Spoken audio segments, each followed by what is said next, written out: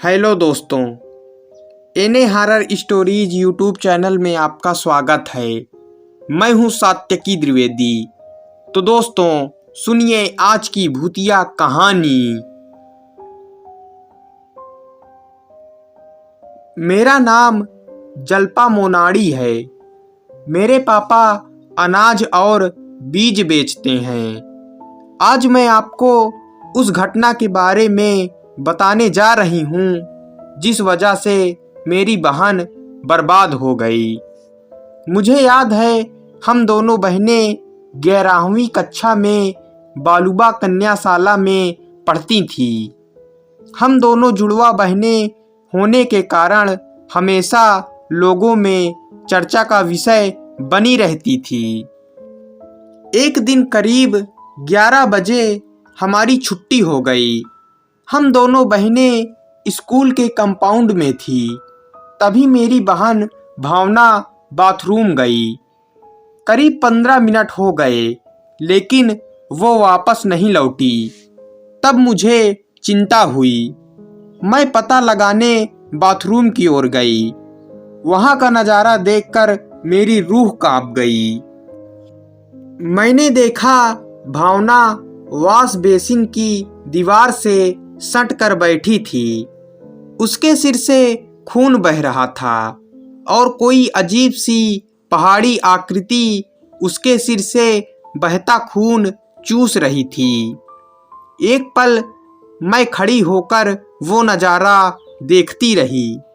फिर मेरी दर्दनाक चीख निकल गई। तब पियोन और कुछ टीचर्स वहां दौड़कर आए। मैं तुरंत उन्हें उस घटना के बारे में बताने लगी, लेकिन उस समय तक वहां मेरी बहन भावना के अलावा कोई नहीं था। वो गुमसुम सी बैठी थी। सब ने उससे पूछा कि आखिर वहां हुआ क्या था, लेकिन वो कुछ भी नहीं बोली। वहां पर आए हुए सब लोगों ने पहले तो भावना के फिसल जाने का तर्क निकाला और उसके बाद उन्होंने उल्टा मुझे ही कसूरवार बताना शुरू कर दिया। उन्हें लगता था शायद हम दोनों बहनों में मारपीट झगड़ा हुआ होगा। उसी वजह से भावना को चोट लगी होगी। उसके बाद हम दोनों बहनें स्कूल से घर लौटी तो मम्मी पापा ने भी उससे खूब पूछा, लेकिन भावना जैसे दूसरी दुनिया में ही जी रही थी। देर रात को भी वो बार बार उठकर घर के बाहर बैठ जाती। स्कूल में भी उसका बर्ताव अजीब हो गया था। टीचर्स कुछ भी कहते लेकिन वो पढ़ाई नहीं करती, उल्टा उन्हें घूरती रहती। एक दिन क्लास में भावना अकेली बैठी थी। मैंने सोचा उससे बात करूं। मैं कैंटीन से कुछ नाश्ता लेकर उसके पास जाने लगी। मैंने देखा भावना खिड़की के बाहर देखकर हंसे जा रही थी और अपने होंठ बड़बड़ा रही थी। अब मेरी धड़कनें बढ़ चुकी थी। मैंने डरते डरते उसके पीछे जाकर खिड़की की ओर नजर घुमाई तो मुझे वही रहस्यमयी आकृति नुमा इंसान दूर खड़ा दिखा, जो उस दिन बाथरूम में भावना के सिर के घाव से खून चूस रहा था। वो डरावना नज़ारा देखकर मेरे हाथ से नाश्ता वहीं गिर गया। तभी फौरन भावना मेरी ओर मुड़ी। उसके चेहरे पर बेहद गुस्सा था। उसने दौड़कर मुझे बालों से पकड़ लिया। अगले ही पल मैं जमीन पर थी। भावना ने उस दिन मुझे मेरे चेहरे पर 3 बार काटा। थोड़ी ही देर में और स्टूडेंट्स वहां आ गए। उन्होंने भावना को मुझसे अलग किया। मेरी जो बहन पानी भी मुझसे पूछ कर पीती थी, वो अब मुझसे खूनी भेड़िए की तरह बर्ताव कर रही थी। अब स्कूल प्रशासन को यकीन हो गया था कि बाथरूम वाली घटना भी हम दोनों बहनों की लड़ाई थी।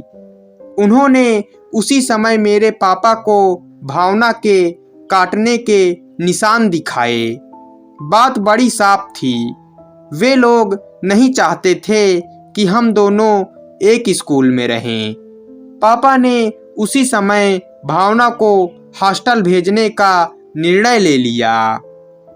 मैंने उन्हें और स्कूल प्रशासन को खूब समझाया, लेकिन मेरी हकीकत पर किसी को विश्वास नहीं था, क्योंकि उस शैतानी पिशाच के बारे में भावना कुछ बोलने को तैयार नहीं थी। इस घटना के बाद भावना 3 साल हॉस्टल में रही। एक दिन हमें रात को करीब 3 बजे उसके हॉस्टल से फोन आया। भावना बाथरूम के पास बेहोश पड़ी मिली थी। हम उसे घर लाए।